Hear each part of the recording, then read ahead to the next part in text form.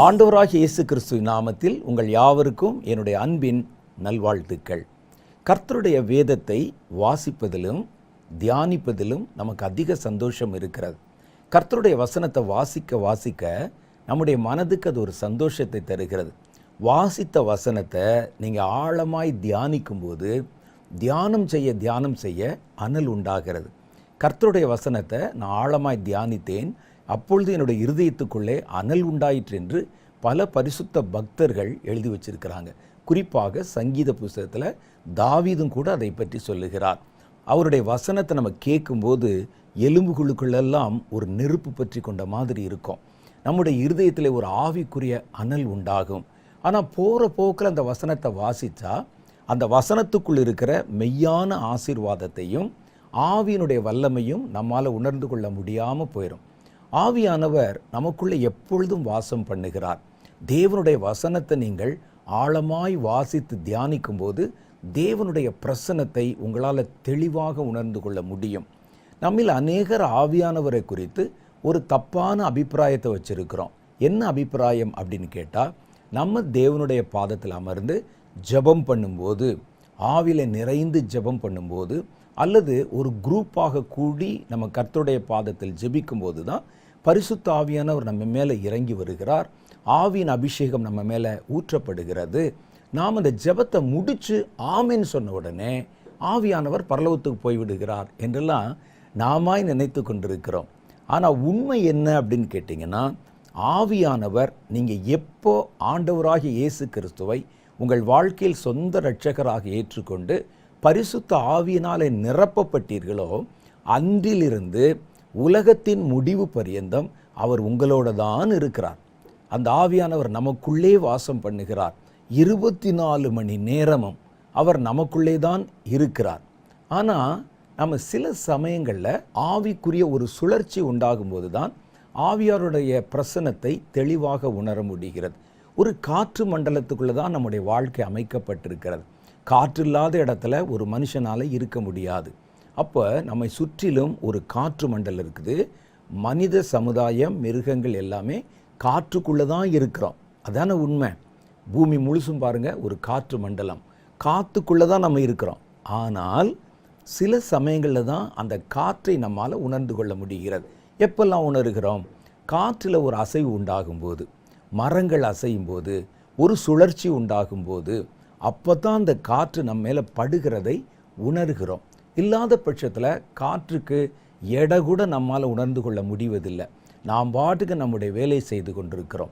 கொஞ்சம் அந்த காற்று பலத்து வீசும்போது, காற்றில் ஒரு அசைவும் ஒரு சுழற்சியும் உண்டாகும்போது, அந்த காற்றை நம்ம உணர்வது எப்படியோ அதே மாதிரி தான் பரிசுத்த ஆவியானவர் எப்பொழுதும் நமக்குள்ளே இருந்தாலும், நீங்கள் ஒரு ஆவிக்குரிய காரியத்தில் மனப்பூர்வமாக ஈடுபடும்போது அந்த ஆவியிலே ஒரு சுழற்சி உண்டாகிறது. அப்பொழுது ஒரு அனல் உண்டாகிறது. அப்பொழுது ஆவியானுடைய பிரசன்னத்தை தெளிவாக நம்மால் உணர முடிகிறது. அப்போ தான் நம்ம சொல்லுகிறோம், பரிசுத்த ஆவியானவர் வல்லமையாக என்மேல் இறங்கினார் என்று நம்ம சொல்லுகிறோம். சிலர் பார்த்தீங்கன்னா கர்த்தரிடத்தில் வந்து காத்திருந்து ஜெபம் பண்ணும்போது இறங்கும் இறங்கும் இறங்கும் என் மேலே அப்படின்னு சொல்லுவாங்க. தப்பு இல்லை அது. ஆனால் கர்த்தர் உங்களுக்குள் இறங்கி ரொம்ப நாள் ஆகிவிட்டது. பரிசுத்த ஆவியானவரை நம்ம உணர்கிறதைத்தான் கர்த்தர் நம்மேல் வந்து இறங்குகிறது என்று நம்ம நினைத்து கொண்டிருக்கிறோம். ஆனால் உண்மை அதுவல்ல. பரிசுத்த ஆவியானவர் ஒரு மனிதனுக்குள்ளே வந்து விட்டார். அவர் எப்பொழுதும் அவர்களோடு தான் தங்கி வாசம் பண்ணுகிறார்.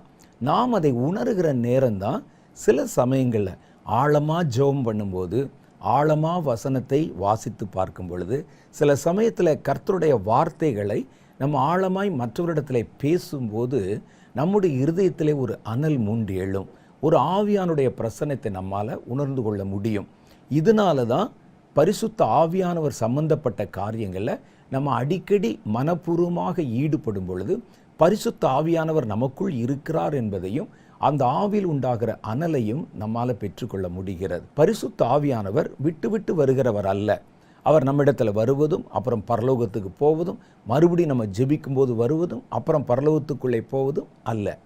அவர் ஒரு முறை உங்களுக்குள்ளே வந்துட்டா அவர் உலகத்தின் முடிவு பரியந்தம், நீங்கள் இந்த உலகத்தில் இருக்கிற கடைசி நிமிஷம் வரைக்கும் அவர் உங்களுக்குள்ளே தான் தங்கி தாபரித்திருப்பார். அதைத்தான் வேதம் சொல்லுகிறது. அப்போ இந்த பரிசுத்த ஆவியானவர் நமக்குள்ளே இருக்கும்போது ஆவிக்குரிய காரியங்களுக்கு நீங்கள் அதிக இடம் கொடுக்கும்போது தான் பரிசுத்த ஆவியானவர் நமக்குள்ளே இருந்து சந்தோஷம் அடைகிறார். சில சமயத்தில் பாருங்கள், பரிசுத்த ஆவியானவர் நம்ம மேலே இறங்கும்போது நமக்கு அடக்க முடியாத ஒரு மகிழ்ச்சி உண்டாகும், ஒரு சந்தோஷம் உண்டாகும். சுற்றிலும் நமக்கு எவ்வளோ பிரச்சனை இருக்கலாம், ஆனால் அதெல்லாம் தாண்டி பரிசுத்த ஆவியானவர் நம்ம மேலே இறங்கும்போது ஒரு மன மகிழ்ச்சி உண்டாகும், ஒரு சந்தோஷம் உண்டாகும். நான் சில ஆட்களை பார்த்துருக்கிறேன், பரிசுத்த ஆவியானவர் அவர்கள் மேலே எல்லா நேரத்தில் இல்லை, சில சமயத்தில் இறங்கும்போது வாய் விட்டு சிரிப்பாங்க, வாய் விட்டு சந்தோஷப்படுவாங்க. சிலர் சந்தோஷத்தின் வெளிப்பாட்டில் நடனம் கூட ஆடுவாங்க. சிலர் பார்த்தீங்கன்னா பர்பஸாக டான்ஸ் ஆடுவாங்க. அது இல்லை, நான் சொல்வது ஆவியிலே நடனம் ஆடுவது. அவங்களுடைய சந்தோஷத்தை தாங்க முடியாது. அப்போ இந்த சந்தோஷத்துக்கு என்ன காரணம்? இதுவரைக்கும் இல்லாத சந்தோஷம் ஆவியிலே நிரம்பும் போது மாத்திரம் அந்த சந்தோஷம் ஏன் வருகிறதுனா, அது உங்களுடைய சந்தோஷம் அல்ல, உங்களுக்குள் இருக்கிற ஆவியானவர் உங்கள் மேல் சந்தோஷப்படுகிறார். அந்த ஆவியானவருக்குள்ளே உண்டாகிற சந்தோஷம்தான் உங்கள் சரீரத்தின் வழியாக உங்கள் சந்தோஷம் போல அது வெளிப்படுத்தப்படுகிறது.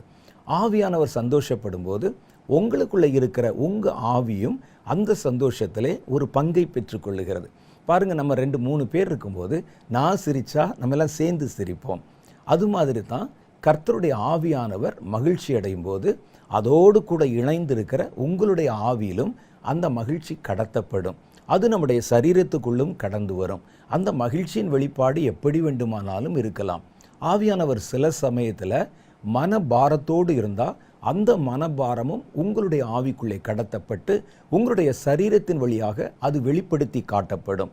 அதனால் சில சமயத்தில் பார்த்தீங்கன்னா ஆவியானவர் பலமாக இறங்கி அசைவாடும் போது ஏதாவது அவருடைய மனபாரம் உண்டாகி அழுகையோட ஜெபம் பண்ணுவாங்க. அப்போ கண்ணீரின் ஆவியினாலும் ஜெபத்தின் ஆவியினாலும் கர்த்தர் அவர்களை நிரப்புவார்.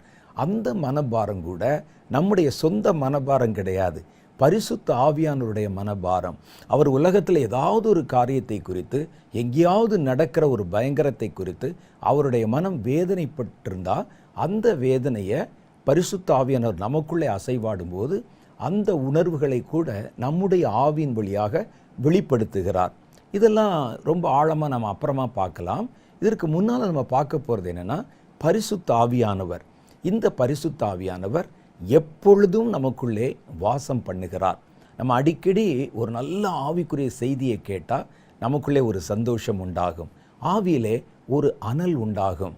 அந்த அனல் உண்டாகிறத வச்சே இது தேவனுடைய சப்தம் என்பதை நாம் விளங்கி கொள்ள முடியும். சில பேர் பேசுகிற கண்ட வார்த்தைகளை நம்ம கேட்கும் பொழுது நமக்குள்ள இருக்கிற ஆவியிலே ஒரு துக்கம் உண்டாகும், அந்த ஆவியிலே ஒரு சோர்வு உண்டாகிவிடும். அதனால்தான் தேவனுடைய ஆவியானுடைய சப்தத்துக்கு செவி கொடுக்கணும். ஊழியர்கள் மூலம் வெளிப்படுத்தப்படுகிற எல்லா வார்த்தைகளும் ஆவியானுடைய வார்த்தைகள் அல்ல. ஆகவே தான் நீங்கள் எல்லாவற்றையும் சோதித்து பார்த்து நலமானதை பிடித்து கொள்ளணும். கர்த்தரோடு உங்களை கொண்டு வந்து இணைக்கிற வசனங்கள், இணைக்கிற வார்த்தைகள், ஆவியானவரோடு உங்களை சீர்பொருந்த பண்ணும் செய்திகள், பிரசங்கங்கள் தான் நமக்கு முக்கியமான ஒன்று. ஏன்னா அவைகளை நம்ம ஆராயும் போது தான் நமக்குள்ள பரிசுத்த ஆவியானுடைய பிரசன்னத்தை தெளிவாக விளங்கி கொள்ள முடிகிறது.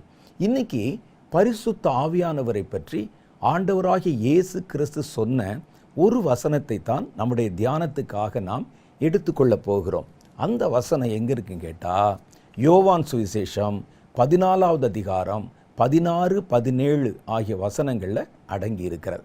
வேதத்தில் நீங்கள் பார்த்தா அப்போஸ்தலர்கள் பேசின வார்த்தை இருக்குது, ராஜாக்கள் பேசின வார்த்தைகள் இருக்கிறது, தேவன் நேரடியாக பேசின வார்த்தைகள் இருக்கிறது, அப்போஸ்தலர்கள் எழுதின நிருபங்கள் இருக்கிறது, பல போதகர்கள் எழுதின காரியங்கள் எல்லாம் வேத புஸ்தகத்தில் அடங்கி அவைகள் வேத வசனமாக அங்கீகரிக்கப்பட்டிருக்கிறது.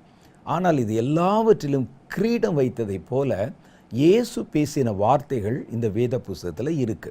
இயேசு தாமே வாயை திறந்து நேரடியாய் பேசின வார்த்தைகள் வேதத்தில் கொஞ்சம் குறைவாகத்தான் எழுதப்பட்டிருக்கிறது. 4 சுவிசேஷங்கள் எழுதப்பட்டிருந்தாலும் ஒரே நிகழ்ச்சியை தான் 4 இடத்துல எழுதியிருப்பாங்க. அவைகளை மொத்தமாக நீங்கள் எடுத்து பார்த்தீங்கன்னா குறைவாகத்தான் இருக்கும். மற்றவர்கள் பேசினதிலிருந்து இது குறைவாகத்தான் இருக்கும். ஆனால் மற்ற எல்லா வார்த்தைகளை விட இந்த வார்த்தைகள் ஆழமான அர்த்தம் பொதிந்ததாக இருக்கும். காரணம் என்னன்னு கேட்டால், நாம் ஒரு வார்த்தையை பேசுகிறோம். ஆனால் இயேசு பேசும்போது இயேசு வார்த்தையாகவே இருக்கிறார். அந்த வார்த்தையே ஒரு வார்த்தையை பேசுகிறது என்றால் உண்மையில் அது ஆச்சரியமான ஒன்று. இயேசு மாம்சத்திலே வெளிப்பட்டாலும் அவர் ஆதியிலே வெளிப்படுத்தப்பட்ட வார்த்தையாக இருக்கிறார் என்றுதான் வேதம் நமக்கு ஆணித்தரமாக சொல்லுகிறது. ஆதியிலே வார்த்தை இருந்தது, அந்த வார்த்தை தேவனிடத்தில் இருந்தது, அந்த வார்த்தை தேவனாக இருந்தது, அவர் ஆதியிலே தேவனோடு இருந்தார். அந்த வார்த்தை கிருபையிலும் சத்தியத்திலும் நிறைந்தவராக நமக்குள்ளே மாம்சத்திலே வாசம் பண்ண ஆரம்பித்தார். இதுதான் இயேசுவை பற்றி சொல்லப்படுகிற ஒரு சத்தியம். அதனால் அவர் பேசின வசனங்களை, வார்த்தைகளை, நேரடியாய் மனிதர்களுக்கு சொன்ன காரியங்களை ரொம்ப நுணுக்கமாக நம்ம ஆராய்ந்து பார்க்க கடமைப்பட்டிருக்கிறோம். ஏன்னா அது இயேசுவின் வார்த்தை இல்லையா? யோவான் 14வது அதிகாரத்தில் 16-17 வசனத்தில் இயேசு பேசின ஒரு வார்த்தை இருக்குது. இந்த வார்த்தை பரிசுத்த ஆவியானவரை குறித்த ஒரு தெளிவை நமக்கு உண்டாக்குவதற்காக அவரால் சொல்லப்பட்ட ஒரு வார்த்தையாக இருக்குது. அந்த வார்த்தையை, வசனத்தை நான் வாசிக்கிறேன் பாருங்க. நான் பிதாவை வேண்டிக் கொள்வேன், அப்பொழுது என்றென்றைக்கும் உங்களுடனே இருக்கும்படி சத்திய ஆவியாகிய வேறொரு தேற்றரவாளனை அவர் உங்களுக்கு தந்தருளுவார். உலகம் அந்த சத்திய ஆவியானவரை காணாமலும் அறியாமலும் இருக்கிறபடியால் அவரை பெற்றுக்கொள்ள மாட்டாது. அவர் உங்களுடனே வாசம் பண்ணி உங்களுக்குள்ளே இருப்பதால் நீங்கள் அவரை அறிவீர்கள். இதுதான் வேத வசனம். இன்னைக்கு உலகத்தில் ஆவியானுடைய கிரியைகளை எல்லாராலும் அறிந்து கொள்ள முடியாது. ஒவ்வொருவருக்கும் ஒவ்வொரு விதமாய் அவர் தன்னை வெளிப்படுத்துகிறார். அது அவரவருடைய அழைப்பு, தரிசனம், அவர்களுடைய அந்த வளர்ச்சி, இதனுடைய அடிப்படையில் தான் அமைந்திருக்கிறது. எல்லாருக்கும் எல்லா காரியங்களும் விளங்கி விடாது. வேதத்தில் சொல்லுது, அதிலும் குறிப்பாக உலகத்தில் இருக்கிறவன் இருக்கிறான் பாருங்க. உலகம் அது அப்படின்னா என்ன அர்த்தம்? உலகம்னா உலகபூர்வமான, உலகத்தை சார்ந்து வாழ்கிற மனிதர்கள் என்ற அர்த்தம். அந்த உலகத்தின் மனிதர்கள் இந்த சத்திய ஆவியானவரை காணாமலும் அறியாமலும் இருக்கிறபடியினால் அவரை பெற்றுக்கொள்ள மாட்டார்கள் அப்படின்னு சொல்றார். ஒருவன் ஏன் சத்திய ஆவியானவரை பெற்றுக்கொள்ள முடியவில்லை என்றால் வேதம் சொல்லுகிறது, அவரை குறித்து அறியாமல் இருக்கிறாங்க. இன்னொரு ஒரு வார்த்தை சொல்லுது, காணாமலும் இருக்கிறார்கள். அப்படின்னா ஆவியானவரை காணவும் முடியும் என்று தானே அர்த்தம் வருது. நீங்கள் தான் சொல்லணும். சிலர் தரிசனங்களை நம்புகிறது இல்லை, ஆவியானவர் அவருடைய பிரசன்னத்தை நம்புகிறது இல்லை, அபிஷேகத்தினுடைய வரங்களை நம்புகிறது இல்லை, இயேசுவை நம்புகிறது இல்லை. இப்படி நிறைய பேர் இருக்கிறாங்க. ஆவியானவரை காணாமல் இருக்கிறதுனாலையும் ஆவியானவரை குறித்து அறியாமலும் இருக்கிறதுனால தான் அவர்களால் பரிசுத்த ஆவியை அடைந்து கொள்ள முடியவில்லை.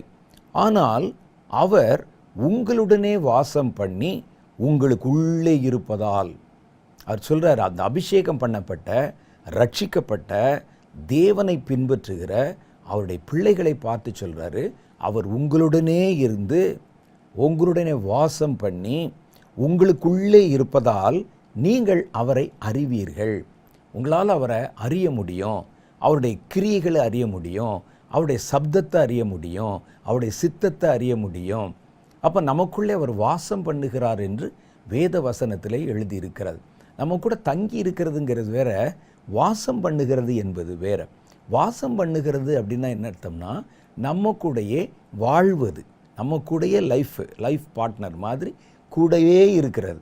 ஒருவர் வந்து தங்கி இருக்கிறார்னா அது வேற, அவர் கெஸ்ட்டு. இவர் என்னன்னா நம்முடைய வாழ்க்கையிலே நம்மோடு தன்னை இணைத்து கொள்ளுகிறார், நம்ம கூட ஒன்றாக வாழ்கிறார். அப்போ அதைத்தான் வாசம் பண்ணி என்று எழுதப்பட்டிருக்கிறது. அவர் நம்ம கூட எல்லா நிகழ்வுகளிலும், நம்முடைய எல்லா அசைவுகளிலும் நமக்கு பக்கபலமாக கூட இருந்து தானும் நம்மோடு கூட சேர்ந்து இயங்குகிறார். அதைத்தான் வாசம் பண்ணுவது என்று சொல்லியிருக்கிறது. இன்னொரு காரியத்தை அவர் சொல்கிறாரு பாருங்க, உங்களுக்கு உள்ளே இருப்பதால். அப்போ ஒரு மனுஷனுக்குள்ள இன்னொரு மனிதன் இருக்கிற உணர்வு அல்லது உறவு என்பது மிக மேலான ஒரு உறவு. ஒரு மனிதனுக்குள்ளே இன்னொரு ஆழ்த்துவம் இருப்பது என்பது ரொம்ப கடினம். சில சமயங்களில் பார்த்திங்கன்னா ஒரு மனிதனுக்குள்ளே இன்னொரு மனிதன் இருப்பது நமக்கு கற்பனை பண்ணி பார்க்க முடியாத ஒரு காரியம். ஒரு மனிதனுக்குள்ளே 3 ஆழ்த்துவம் இருக்குது. இதை தாண்டி 4வது ஒரு ஆழ்த்துவம் ஒரு மனிதனுக்குள்ளே வாசம் பண்ணுவது என்பது முடியாத காரியம். ஒரு கணவனாக இருந்தாலும் சரி, ஒரு மனைவியாக இருந்தாலும் சரி, அல்லது நம்முடைய பெற்றோராக இருந்தாலும் சரி, அது சாத்தியமில்லை. ஆனால் உலகத்தில் பெற்றோரில் ஒரு தாய் இருக்கிறாள் பாருங்கள். ஒரு தாய் மாத்திரம் தன்னுடைய குழந்தையை தனக்குள்ளே வைத்திருக்க முடியும். ஒரு உயிருக்குள்ளே இன்னொரு உயிர், ஒரு உடம்புக்குள்ளே இன்னொரு உடம்பு. ஆனால் அது ஒரு குறிப்பிட்ட காலம் வரைக்கும் தான். ஆகவே தான் அந்த உறவை நம்ம உலகத்தில் இருக்கிற மற்ற எல்லா உறவுகளை விட பெரிய உறவாக நம்ம ஏன் கருதுகிறோன்னா, ஒரு தகப்பன் நம்ம கூட இருக்கலாம், ஒரு தாய்க்குள்ளே தான் நம்ம இருக்க முடியும். அப்போ இந்த உலகத்தில் இருக்கிற மற்ற உறவுகளில் ஒரு தாய் உறவு என்பது ஏன் விசேஷமாகுதுன்னா, நம்ம அந்த உடலுக்குள்ளே இருந்தோம். ஒரு உயிருக்குள் ஒரு உயிர், ஒரு உடலுக்குள் ஒரு உடலாக நம்ம சில காலங்கள் அங்கே தங்கியிருந்தோம். அதற்கு பிறகு இப்போ நம்ம வெளியே வந்த பிறகு மறுபடியும் உள்ளே போக முடியாது. இதற்கு ஒப்பான ஒரு உறவை கர்த்தராகிய தேவன் தம்முடைய ஆவியினாலே நமக்குள் ஏற்படுத்துகிறார். அவர் நம்ம கூட இருக்கிறது பெருசு இல்லை. ஒரு நண்பன் நம்ம கூட இருக்க முடியும், ஒரு புருஷன் நம்ம கூட இருக்க முடியும், ஒரு மனைவி நம்ம கூட இருக்க முடியும், ஒரு பிள்ளைகள் கூட இருக்க முடியும், ஒரு ஆசிரியர் நம்ம கூட இருக்க முடியும். ஆனால் இயேசு ஒருவர் தான், அல்லது ஆவியானவர் ஒருவர் தான் நம்ம கூட இல்லை, நமக்குள்ளே வாசம் பண்ண முடியும். அப்போ இதுதான் இருக்கிற உறவுகளில் பெரிய ஒரு உறவாக கருதப்படுகிறது. நம்முடைய உடலோட அவர் இரண்டரை கலந்து, நம்முடைய ஜீவனோடு அவர் இரண்டரை கலந்து நமக்குள்ளே வாசம் பண்ணுகிறார். இந்த வார்த்தை ரொம்ப ஆழமான ஒரு வார்த்தை. அவர் தனியாக பக்கத்தில் நடந்து வரல, நமக்குள்ளே, நம்முடைய இருதயத்திற்குள்ளே, நம்முடைய மனதிற்குள்ளே, நம்முடைய சரீரத்துக்குள்ளே அவர் வாசம் பண்ணுகிறார் என்று வேதம் சொல்லுகிறது. இதில் இயேசு முதல் வசனத்தில் சொல்கிறார் பாருங்க, என்றென்றைக்கும் உங்களுடனே இருக்கும்படி சத்திய ஆவியாகிய வேறொரு தேற்றரவாளனை நான் உங்களுக்கு தந்தருளுவேன். அப்போ இவருடைய வேலை என்னன்னு கேட்டால், நம்மை ஆற்றி தேற்றுவது. ஒரு தேற்றரவாளன் அர்த்தம் கம்ஃபர்டர் அப்படின்னு சொல்கிறோம். நம்மை சந்தோஷப்படுத்தி, சமாதானப்படுத்தி, சில சமயங்களில் டென்ஷன் ஆகும்போது நம்மை சாந்தப்படுத்தி, நமக்கு ஆறுதலும் தேர்தலும் கொடுத்து, பலன் கொடுத்து, ஊக்கப்படுத்தி, முடியும் போ செய்யி அப்படின்னு சொல்லி நம்மை உற்சாகப்படுத்துகிற பரிசுத்த ஆவியானவர். இவர் உங்களை தேற்றுவதற்காக, உங்களை பலப்படுத்துவதற்காக, இன்னும் பல காரியங்களை நம்முடைய வாழ்க்கையில் செய்வதற்காக நம்ம கூட மாத்திரம் இல்லை, நமக்குள்ளே அவர் வாசம் பண்ணுகிறார் என்று இயேசு பரிசுத்த ஆவியானவரை பற்றி சொல்லியிருக்கிறார். அவர் சொன்னார், உங்கள் கூட சீஷர்களை பார்த்து, உங்கள் கூட நான் சில காலம் இருந்தேன், என்னுடைய நேரம் வந்து விட்டது, நான் பிதாவிடத்திலே நான் ஏறி போகிறேன், ஆனால் நான் உங்களை திக்கற்றவர்களாக விடேன். வேறொரு ஆவியானவர் வருகிறார், வேறொரு தேற்றரவாளன் வருகிறார், அவர் உங்களுக்குள்ளே வாசம் பண்ணுவார். நான் கூட உங்கள் பக்கத்தில் உங்கள் கூட தான் தங்கியிருந்தேன், கூட சேர்ந்து ஊழியம் செஞ்சேன். ஆனால் நான் போனால் வேறொருவர் வருகிறார் பரலோகத்திலிருந்து. அவர் உங்களுக்குள்ளே வந்து உங்களா தன்னை இணைத்து கொண்டு இந்த உலகத்தில் உங்களை தனியாக இருக்க விடாமல் தானும் கூடவே நடந்து வருகிறார்.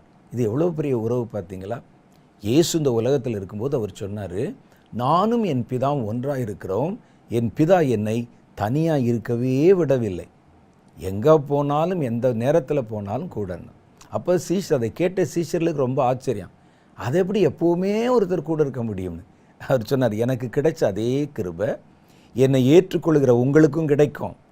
தேவனுடைய மூன்றாவது ஆழ்த்துவமான ஆவியானவர் தேற்றரவாளன் போல இறங்கி வந்து உங்களோட எப்பொழுதுமே இருப்பார். நான் உங்களை தனியாக விட்டுட்டு போகலை, வேறொருடைய கையில் ஒப்பு கொடுத்து தான் போகிறேன். அவர் உங்களுக்கு வேண்டிய எல்லா நலன்களையும் பலன்களையும் அருளி செய்வார் என்று சொல்லித்தான் ஆவியானவரை நமக்கு வாக்கு பண்ணினார். நமக்குள் வாசம் பண்ணும் கர்த்தர் யார்? இந்த ஆவியானவர் அப்படின்னு கேட்டால், ஆவியானவர் தேவனுடைய ஆழ்த்துவத்தில் மூன்றாவது நபராக அறியப்படுகிறார். நமக்கு திரித்துவம் என்று சொல்லப்படுவது நம்ம விளங்கி கொள்வதற்காக தனித்தனி மனிதர்கள் போல காட்டப்பட்டாலும் அவர்கள் மூவரும் ஒன்றாகத்தான் இருக்கிறார்கள். 3ல் 1, 1ல் 3. இதுக்கு பேர் தான் ஒரு திரித்துவம். இது எப்படிங்க அப்படின்னு பல பேருக்கு குழப்பம் உண்டாகும். ஆனால் வேதம் சொல்லுகிறது பிதா, குமாரன், பரிசுத்த ஆவின்னு. அது மாத்திரம் இல்லை, நீங்கள் அதை நினச்சி ஆச்சரியப்படுறீங்களே, நீங்களும் திரித்துவத்தில் தான் நீங்கள் இருக்கிறீங்க. மனுஷனுக்கும் ஒரு ட்ரினிட்டி இருக்கிறது, ஒரு திரித்துவம் இருக்கிறது. அது ஆவி, ஆத்துமா, சரீரம் என்று அறியப்படுகிறது. இது மூணும் சேர்ந்து தான் இருக்குது. ஒவ்வொன்றும் தனித்தனியாக வேலை செய்தாலும் நம்மால் அதை விளங்கி கொள்ள முடிகிறது இல்லை. அதோட கூட நம்ம பழகி இருக்கிறதுனால மூணும் ஒன்றா இருக்கிற மாதிரி நமக்கு தோன்றினாலும் உண்மையிலேயே நமக்குள் 3 ஆழ்த்துவங்கள் இருக்கின்றன. இந்த 3 ஆழ்த்துவங்கள் மனிதன் தேவனுடைய சாயலிலே படைக்கப்பட்டிருக்கிறான். அதனால தான் ஆவி, ஆத்துமா, சரீரம் என்று அவன் ஒரு திரித்துவம் உள்ளவனாக அறியப்படுகிறான். இந்த ஆவியானவர் தேவனுடைய 3வது ஆழ்த்துவமாக காணப்படுகிறார். நமக்கு புரியணும்ல, அதற்காக அவங்க என்ன செய்கிறாங்கன்னா 3 நபர்கள் போல நமக்கு அதை காட்டுறாங்க. என்னை கண்டவன் என் பிதாவை கண்டான் என்று எப்படி இயேசு நமக்கு சொன்னாரோ, அதே மாதிரி ஆவியானவரை கொண்டிருக்கிறவன் பிதாவையும் குமாரனையும் கூட கொண்டிருக்கிறான். அதான் உண்மை. ஆனால் நமக்கு அது 3 ஆழ்த்துவங்களாக காட்டப்படுகிறது. அவர்கள் செய்கிற தனித்தனி வேலைகள், அந்த வேலைகளின் நிமித்தம் அதை 3 நம்ம தனித்தனியாக அறிந்து கொள்ளுகிறோம்.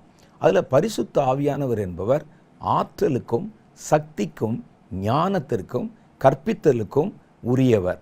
எப்படி நம்ம சரீரத்துக்குள்ளே இருக்கிற திரித்துவத்தில் ஆவிக்கு ஒரு வேலை இருக்குது, ஆத்மாவுக்கு ஒரு வேலை இருக்குது, சரீரத்துக்கு ஒரு வேலை இருக்குது. சரீரத்தின் வேலை உங்களுக்கு தெரியும். ஆவியினுடைய வேலை என்னன்னு கேட்டால் நமக்குள்ளே சுபாவங்களை உருவாக்குகிறது. ஆவி என்பதுதான் ஒரு உண்மையான மனிதன். அதற்கு சப்போர்ட் பண்ணுறது தான் சரீரமும் ஆத்துமாவும். ஆத்துமா என்பது நம்முடைய எண்ணங்கள், நினைவுகள் போன்றவைகள் எல்லாம் தன்னுடைய கட்டுப்பாட்டுக்குள்ளே வைத்திருக்கிறது. ஆவியும் அப்படி அமைதியாக இருக்கும், சரீரமும் அமைதியாக இருக்கும். ஆனால் ஆத்துமா மாத்திரம் பார்த்திங்கன்னா அது பாட்டுக்கு ஊர் சுற்றிட்டு வரும், அது பாட்டுக்கு ஓடிக்கொண்டிருக்கும். இரவு படுக்கும்போது கூட போய்கொண்டே இருக்கும். அப்போ அதனுடைய செயல்பாட்டை நீங்கள் நுணுக்கமாக கவனிச்சிங்கன்னா அறிந்து கொள்ள முடியும். அதனுடைய செயல்பாடு எப்படி இருக்குது, அது அப்படி பல்வேறு காரியங்களை இணைத்து பார்ப்பது, யோசித்து பார்ப்பது அப்படிலாம் இருக்குல்ல. அதே மாதிரி தான் ஆவியானவருக்கென்று பிரத்யேகமாக சில பணிகள் கொடுக்கப்பட்டிருக்கிறது. இந்த ஆவியானவர் தான், தேவனுடைய ஆழ்த்துவமான ஆவியானவர் தான் நமக்குள்ளே வாசம் பண்ணுகிறார். அதான் ரொம்ப ஆச்சரியம். அவர் நமக்குள்ளே வாசம் பண்ணுகிறதுனால என்னென்னலாம் நமக்கு கிடைக்கும். அவர் நமக்குள்ளே வாசம் பண்ணுகிறார். கடவுள் ஒரு மனிதனோட வாசம் பண்ணால் அது எவ்வளோ பெரிய ஆச்சரியம். அதுவே நமக்குள்ளே வாசம் பண்ணால் அது எவ்வளோ பெரிய ஆச்சரியம். அந்த ஆச்சரியம்தான் நம்முடைய வாழ்க்கையில் நடக்கிறது. அது பொதுவாக நடக்கிறதுனால நமக்கு அது ஒரு ஆச்சரியமாய் தெரிவதில்லை. ஆனால் ஒரு தேவதூதனிடத்தில் கேட்டிங்கன்னா அவன் என்ன சொல்லுவான்னு தெரியுமா? இது என்ன இப்படிப்பட்ட ஒரு உறவு, தேவதூதர்களுக்கு கூட கிடைக்காத ஒரு பாக்கியம் மனிதர்களுக்கு கிடைத்திருக்கிறதே என்பாங்க. ஏன்னா நமக்கு அது சர்வசாதாரணமாக இருக்கிறதுனால நாம் அதை ஒரு பெரும் பொருட்டாக நினைப்பதில்லை. ஏதோ சர்ச்சுக்கு போகிறோம், கொஞ்ச நாளில் அந்நிய பாஷை பேசுகிறோம், ஆவியில் நிறைகிறோம், ஜெபம் பண்ணுறோம், வீட்டுக்கு வரோம்னு நினைக்கிறோம். இந்த உறவு என்பது மிக விசேஷமான, யாருக்கும் கிடைக்காத ஒரு பாக்கிய உறவு. இந்த உறவை ஏற்படுத்தத்தான் குமாரனாகிய கிறிஸ்து உலகத்துக்கு வந்து பிரிந்து கிடந்த 2 தரத்தாரையும், வானத்தில் உள்ளவர்கள் பூமியில் உள்ளவர்கள், பிரிந்து கிடந்த 2 தரத்தாரையும் தாம் சிலுவையிலே சிந்தின இரத்தத்தினால தமக்குள்ளே ஒப்புரவாக்கினார். இந்த உறவு நமக்கு எப்படி ஏற்பட்டதுன்னு சொன்னால், இயேசு நமக்கு சிலுவையிலே சிந்தி இரத்தத்தை பலியாக, காணிக்கையாக, பாவ நிவிர்த்தியின் அடையாளமாக கொடுத்தார் பாருங்க. அதனால தான் நமக்கு இது கிடைத்தது. அப்போ இது எவ்வளோ பெரிய விசேஷமான பாக்கியமுள்ள ஒரு அனுபவம், உறவு என்பதை நீங்கள் தெளிவாக புரிந்து கொள்ளணும். இந்த பரிசுத்த ஆவியானவர் அல்லது தேவன் நமக்குள்ளே வாசம் பண்ணுகிறதுனால் என்ன நன்மை கிடைக்கும், எதற்காக வாசம் பண்ணுகிறார், நம்ம கூட இருக்கிறதுனால நமக்கு என்ன பிரயோஜனம் இருக்கிறது பாருங்க. உங்கள் தகப்பன் தாயோடு நீங்கள் இருக்கிற வரைக்கும் உங்கள் பிரச்சனைலாம் அவங்க பார்த்துக்கிட்டாங்க. நமக்கு ரொம்ப சந்தோஷமாக இருந்தது. நமக்கு அப்போ இருந்த பெரிய பிரச்சனைன்னா ஸ்கூலுக்கு போகணும், ஹோம்ஒர்க் செய்யணும், அல்லது ஆசிரியர் கேட்குற கேள்விக்கு பதில் சொல்லணும், பரீட்சை இருக்குது, டெஸ்ட் இருக்குது. இதுதான் நமக்கு அந்த நாட்களில் பெரிய பிரச்சனையாக தோன்றியது. ஏன்னா தகப்பன் தாய் நம்ம கூட இருக்கிறாங்க. எந்த பிரச்சனை வந்தாலும் அவர்கள் சமாளித்து கொள்ளுகிறார்கள், அவர்கள் அதை ஏற்றுக்கொள்ளுகிறார்கள், குடும்பத்தை தெளிவாக நடத்திட்டு போகிறாங்க. ஒரு குறிப்பிட்ட காலம் நம்ம தனிமைப்படுத்தப்படும் போது, அல்லது நம்ம ஒரு குறிப்பிட்ட வயசுக்குள்ளே, முதிர்ச்சிக்குள்ளே வரும்போது, பிரச்சனைகளை நாமே எதிர்கொள்ளும் போது தான் நம்ம எப்படிப்பட்ட ஒரு சுகமான வாழ்க்கை இதுவரைக்கும் வாழ்ந்து கொண்டிருந்தோம் என்பதை யோசித்து பார்க்க தோன்றும். அதே மாதிரி தான் ஒருவர் நம்ம கூட இருந்து நமக்கு பக்கபலமாக இருந்து நம்மை வழிநடத்தி பாதுகாக்க ஒரு ஆள் கூட இருக்கிறாருன்னு சொன்னால் அந்த துணிச்சலே வித்தியாசமானது இல்லையா?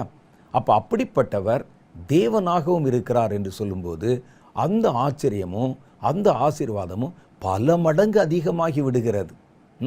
இப்போ இவர் நம்ம கூட இருந்து என்ன செய்கிறாரு, என்னென்னலாம் செய்ய முடிகிறது, அவர் நமக்குள்ளே வாசம் பண்ணுகிறதுனால நமக்கு என்னென்ன நன்மைகள் கிடைக்கிறது என்பதை நம்ம சில காரியங்களை தியானித்து பார்க்க போகிறோம். முதல் காரியம் பாருங்க, வேதம் நமக்கு சொல்லுகிறது, அவர் ஆவியை உயிர்ப்பிக்கிறதற்கும் இருதயத்தை உயிர்ப்பிக்கிறதற்கும் நமக்குள்ளே வாசம் பண்ணுகிறார். நித்திய வாசியும் பரிசுத்தர் என்கிற நாமம் உள்ளவருமாகிய மகத்துவமும் உன்னதமுமானவர் சொல்லுகிறார், உன்னதத்தில் பரிசுத்த ஸ்தலத்திலும் வாசம் பண்ணுகிற நான் பணிந்தவர்களின் ஆவியை உயிர்ப்பிக்கிறதற்கும் நொறுங்கினவர்களின் இருதயத்தை உயிர்ப்பிக்கிறதற்கும் நொறுங்குண்டு பணிந்த ஆவி உள்ளவர்களிடத்திலும் வாசம் பண்ணுகிறேன் என்கிறார். அவர் இந்த வார்த்தை ஏசாயா புஸ்தகத்தின் மூலம் சொல்லும்போது அவர் என்ன சொல்றார்னா, நான் நித்தியவாசி, நான் பரிசுத்தர் என்கிற நாமம் உள்ளவர், மகத்துவம் உள்ளவர், உன்னதமானவர். உன்னதத்திலே நான் வாசம் பண்ணுறதுக்கு எத்தனையோ வாசஸ்தலங்கள் இருக்கிறது.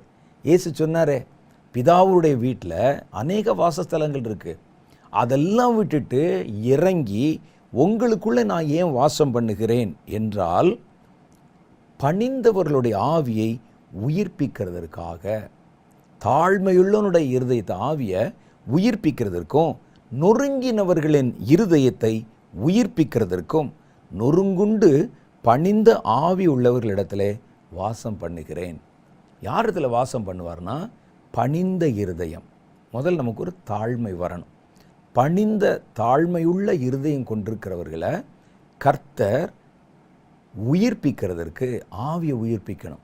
ஆவி உயிரற்று போய்விட்டால் அல்லது ஆவி தனக்குள்ளே மரித்து போய்விட்டால் அந்த பாரத்தை நம்மால் தாங்கிக் கொள்ளவே முடியாது, அந்த பாரத்தை நம்மால் சுமக்கவே முடியாது. அதனால தான் கர்த்தருடைய வேதம் சொல்லுது, அவர் நம்மோட கூட வாசம் பண்ணுகிறார். ஆவியிலே ஒரு மரணம் இருக்கிறது. மரித்த அந்த ஆவிக்குரிய மரணத்தை பெற்று கூட நம்ம உயிரோடு இருக்கிறவர்கள் மாதிரி இருந்து விட முடியும். வெளியே பார்த்தா நம்ம ஒரு மனிதனை உயிருள்ளவன் என்று எதை வைத்து அடையாளப்படுத்துகிறோம் என்றால், அந்த மனிதன் சாப்பிட்றான், மூச்சு விடுறான், நடக்கிறான், பேசுகிறான், பிரச்சனை பண்ணுகிறான், கோபப்படுகிறான், சந்தோஷப்படுகிறான், இதெல்லாம் வச்சு அவன் உயிர் உள்ளவன் என்று சொல்லுகிறோம். ஆனால் ஆவியிலே உண்டாகிற மரணம் என்பது வேற. அது என்ன அப்படின்னு கேட்டால், தன்னை உண்டாக்கின தேவனிடத்திலிருந்து ஒரு ஆவி பிரிக்கப்படுமானால், அந்த ஆவினுடைய இணைப்பு துண்டிக்கப்படுமானால் அதற்கு பேர் தான் ஆவிக்குரிய மரணம் என்று கர்த்தருடைய வேதம் சொல்லுகிறது. இதுக்கு பேர் தான் ஆவிக்குரிய மரணம். அப்போ இந்த மரணத்தை ஒருவன் அடைந்து விட்டால் அவனுடைய இருதயத்தில் எவ்வளவு இருந்தாலும் அவனுக்கு ஒரு சந்தோஷமே இருக்காது, அவனுக்கு ஒரு மகிழ்ச்சியே இருக்காது, அவனுக்கு ஒரு சமாதானமே இருக்காது. இதைத்தான் ஆண்டவர் சொல்கிறாரு, பணிந்தவர்களின் ஆவியை உயிர்ப்பிக்கிறதற்கும் நொறுங்கினவர்களின் இருதயத்தை உயிர்ப்பிக்கிறதற்கும் இதுக்காகத்தான் நான் உங்களுக்குள்ளே வந்திருக்கிறேன். நீங்கள் முற்காலத்திலே அந்நியராக இருந்து கர்த்தருக்கு தூரமானவர்களாக இருந்து பாவத்திலே மரித்தவர்களாக இருந்தீங்க. அந்த மரணம் உங்களுடைய ஆவியிலே நிகழ்ந்து இருந்தது. கடவுளுக்கும் உங்களுக்கு இடையில எந்த தொடர்பும் இல்லாமல் இருந்தது. நான் உங்களை உயிர்ப்பிக்கிறேன் என்றால் கடவுளோட உங்களுக்கு உங்கள் ஆவிக்கு ஒரு தொடர்பை, இணைப்பை உண்டு பண்ணுகிறேன் என்பது அதனுடைய பொருள். அதனால தான் நீங்கள் பாருங்கள், பரிசுத்த ஆவியானவரை பெற்றுக்கொண்ட நாள் முதல் நம்ம தேவனோட கூட கனெக்ட் ஆகி விடுகிறோம். நம்ம பேச அவர் கேட்க, அவர் பேசுவது நம்ம கேட்க, அந்த அனுபவமே நமக்கு சந்தோஷமாக இருக்கிறது. ஆவிக்குரிய மரணம் என்பது நம்முடைய ஆவிக்கும் தேவனுடைய ஆவிக்கும் இடையில இருந்த உறவு முறிக்கப்படுவதற்கு. ஆதியாம புஸ்தகத்தை நீங்கள் எடுத்து வாசித்து பார்ப்பீர்களானால், கர்த்தர் ஆதாமுக்கும் ஏவாளுக்கும் ஒரு கட்டளை கொடுத்தார். நமக்கு எல்லாருக்கும் தெரிஞ்ச ஒரு சம்பவம் தான். அதில் கர்த்தர் சொன்னார், இந்த தோட்டத்தில் இருக்கிற எல்லா மரத்தினுடைய கனிகளையும் நீங்கள் புசிக்கவே புசிக்கலாம், ஆனால் தோட்டத்தின் நடுவில் இருக்கிற நன்மை தீமை அறியத்தக்க மரத்தின் கனியை மாத்திரம் நீங்கள் புசிக்கக்கூடாதுன்னு கர்த்தர் சொன்னார். சொல்லிட்டு ஒரு வார்த்தை சொன்னார், அதை புசிக்கும் அந்த நாளில் தானே நீங்கள் சாகவே சாவீர்கள் என்று அவர் சொன்னார். ஆனால் அவர்கள் கர்த்தருடைய கட்டளை மீறி அந்த மரத்தின் கனியை பறித்து புசித்து விட்டார்கள். ஆனால் அன்றைக்கு அவர்கள் சாகவில்லை. அதற்கு பிறகு ஆதாம் ஏறத்தாழ 900 சில்லற வருடங்கள் உயிரோடு இருந்து அப்புறம்தான் மரணம் அடைந்ததாக வேதம் சொல்லுகிறது. அப்போ கர்த்தர் சொன்னாரே, அன்னைக்கு மரிப்பான் அப்படின்னு சொன்னாரே, புசிக்கும் அந்த நாளில் தானே அப்படின்னு சொன்னாரே, அப்போ அந்த மாதிரி நடக்கலையே என்று நீங்கள் கேட்கலாம். அவன் புசித்த அந்த நாளில் என்ன நடந்ததுன்னு பாருங்க. அவனுக்கு சரீர பிரகாரமான மரணம்தான் உண்டாகவில்லை. அவன் கர்த்தருடைய சமூகத்திலிருந்து பிரிக்கப்பட்டு விட்டான். கர்த்தருடைய சமூகத்திலிருந்து அவன் துரத்தி விடப்பட்டு விட்டான். தேவனோடு கூட இருந்த நட்புறவு, தேவனோடு கூட இருந்த ஐக்கியம் துண்டிக்கப்பட்டு விட்டது. அதுக்கு பேர் தான் உண்மையான மரணம் என்பது. இப்போ நம்ம பேச்சு வழக்கிலையும் நம்ம அனுபவபூர்வமாகவும் நம்ம பார்க்குற காரியத்திலையும் ஆவிக்குரிய மரணத்தை பற்றி நம்ம பெரிதாக நினைக்கிறது இல்லை. ஒரு மனிதனுடைய சரீரத்தின் செயல்பாடுகள் நின்று போய்விட்டால் அதை மரணம் என்று நம்ம சொல்லுகிறோம். ஒரு மனிதனுடைய ஜீவன் அவனுடைய உடம்பு விட்டு பிரிஞ்சிருச்சுன்னா அதுக்கு மரணம் சொல்கிறோம். ஆனால் உண்மையான மரணம் என்று எதை கர்த்தருடைய வேதம் சொல்லுதுன்னா, சரீரத்தை விட்டு நம்முடைய ஆவி வெளியே பிரிவதல்ல, தேவனை விட்டு அந்த ஆவி பிரிவது, அதுக்கு பேர் தான் மரணம். அப்போ இந்த மரணம் ஒரு மனிதனுக்குள்ளே உண்டாகி இருந்ததுன்னா அவனுக்கு எவ்வளவுதான் தன்னை சுற்றிலும் நன்மையான காரியங்கள் இருந்தாலும் அவனுடைய தேவைகள் எல்லாம் சந்திக்கப்பட்டால் கூட அவனுடைய மனதிலே ஒரு வெறுமை உணர்வு இருக்கும். நீங்கள் நிறைய பேரை பார்ப்பீங்க, நல்ல பணம் இருக்கும், காசு இருக்கும், கார் பங்களா இருக்கும், திடீர்னு தங்களுடைய வாழ்வை மாய்த்து கொள்வார்கள். வாழ்க்கை எனக்கு ரொம்ப கசப்பாக கஷ்டமாக, என்னங்க பிரச்சனை, கேட்குறதெல்லாம் கிடைக்கிறது, எல்லாம் உங்களை சுற்றி இருக்கிறது, மனதில் ஏதோ ஒன்று அழுத்தி கொண்டே இருக்கிறது, அதுதான் மரணம். அப்போ ஏன் அதை மனதை அழுத்தி கொண்டே இருக்குன்னு சொல்கிறாங்க தெரியுமா? ஒரு மனிதன் உயிரோடு இருக்கிற மனிதனை நீங்கள் தூக்கி சுமந்துடலாம். ஒரு மனிதன் மரித்தால் செத்த பிரேதத்தை தூக்கினா அது நிறைய கனம் உள்ளதாக இருக்கும், அதை தூக்கி கொண்டே அலைய முடியாது.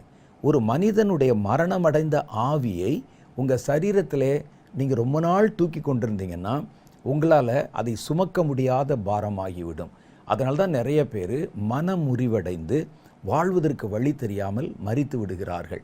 இன்னும் சில பேர் என்ன செய்கிறாங்கன்னா, அந்த பாரத்தை மறப்பதற்காக உலகத்தில் இருக்கிற சிற்றின்பங்கள் பாவத்துக்கு பின்னால் ஓடிக்கொண்டிருக்கிறாங்க. ஆனால் அந்த உடைந்து போன இருதயம் இருக்குது பாருங்கள், உடைந்து போன ஆவி இருக்குது பாருங்கள், மரித்து போன நம்முடைய ஆவி இருக்குது பாருங்கள், இந்த ஆவியை உயிர்ப்பிப்பதற்காக பரிசுத்த ஆவியானவர் நமக்குள்ளே வருகிறாராம். அதை பற்றி தான் ஏசாயாவின் புஸ்தகம் 57வது அதிகாரம் 15வது வசனத்தில் அந்த வசனத்தை உங்களுக்கு நான் வாசித்து காமிச்சேன்.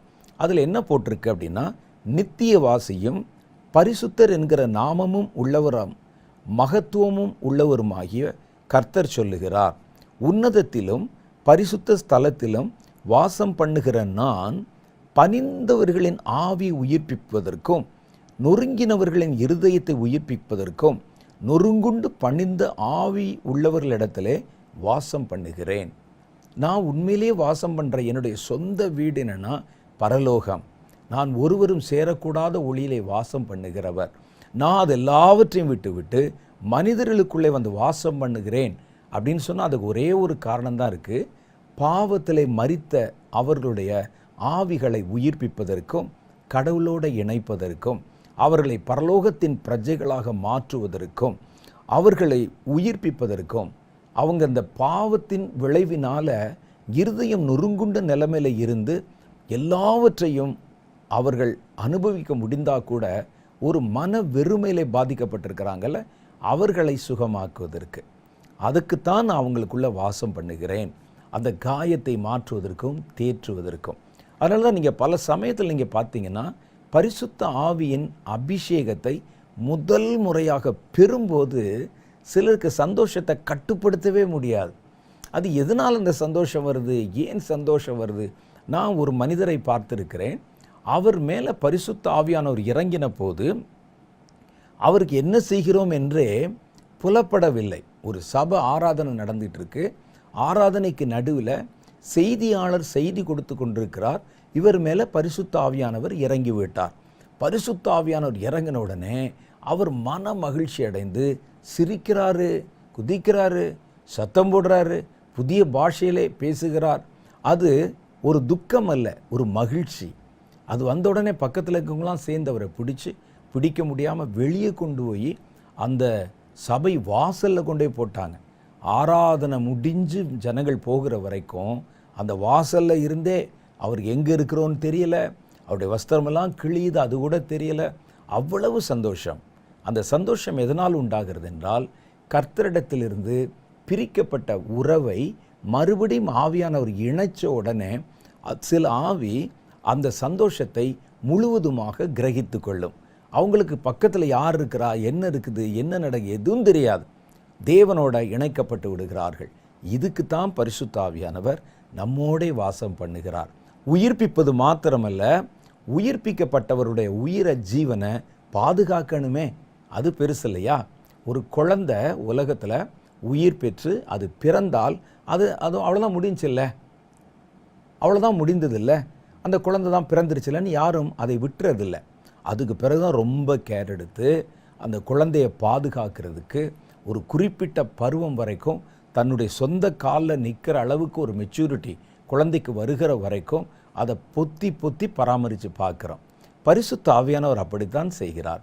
பாவத்திலே மரித்து கிடந்தவர்களான நம்முடைய ஆவியை கர்த்தர் உயிர்ப்பித்து அதை விட்டு உடனே விலகி விடாமல் கூடவே இருந்து மறுபடியும் அந்த மரணம் நேர்ந்து விடாதபடிக்கு நம்மேலே தம்முடைய கண்களை வைத்து நமக்கு ஆலோசனை சொல்லி எது நல்லது எது கெட்டதெல்லாம் கற்றுக் கொடுத்து நம்முடைய ஜீவனை, நாம் பெற்றுக்கொண்ட ஜீவனை இழந்து விடாதபடிக்கு பாதுகாக்கிற ஒரு பெரிய பொறுப்பை செய்கிறார். அதுக்குத்தான் அவர் நம்ம கூட வாசம் பண்ணுகிறார்.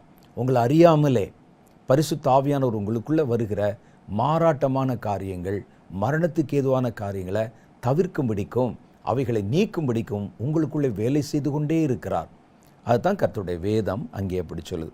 ரெண்டாவது காரியம், பரிசுத்த ஆவியானவர் நம்ம கூட இருந்தால் அவர் என்ன செய்கிறாராம், அதை நம்ம எப்படி கண்டுகொள்ள முடியும்? ஆவியானவர் நமக்குள்ளே வாசம் பண்ணினால் அதுக்கு ஒரு அடையாளம் இருக்குது. அது என்ன அடையாளம் அப்படின்னு கேட்டால், அநேக ஜாதிகளை, அநேக மனிதர்களை கர்த்தர் தம்மிடத்திலே உங்களை கொண்டு சேர்த்து கொள்வார். அதுதான் முக்கியம். அப்போ இன்றைக்கி நிறைய பேரை பார்க்குறோம், அபிஷேகம் பெற்றோன்னு சொல்கிறாங்க, துதிக்கிறாங்க, சத்தம் போடுறாங்க, குதிக்கிறாங்க, எல்லாம் பண்ணுறாங்க. ஆனால் ஊழியத்துக்குன்னு ஒரு சின்ன துரும்பை கூட அசைப்பதில்லை. ஒரு மரித்த ஒரு மனிதன் அல்லது ரட்சிக்கப்படாத மனிதனுடைய ரட்சிப்புக்காக எந்த ஒரு காரியத்தையும் செய்கிறதில்லை. அந்த அபிஷேகம் சந்தேகத்துக்குரியது. ஒரு மனிதனுக்குள்ளே கர்த்தர் இந்த அபிஷேகத்தின் வித்தை கொடுத்து விட்டால் அவன் பிற மனிதர்களுடைய ரட்சிப்பை குறித்து கவலை உள்ளவனாக இருப்பான். பரிசுத்த ஆவியானவர் அந்த மனிதனை நிரப்பிவிட்டால் அவன் அநேகரை கர்த்தரிடத்திலே ஈர்த்து கொள்வதற்கு ஒரு காரணியாக, ஒரு உபகரணமாக மாற்றப்பட்டு விடுவான்.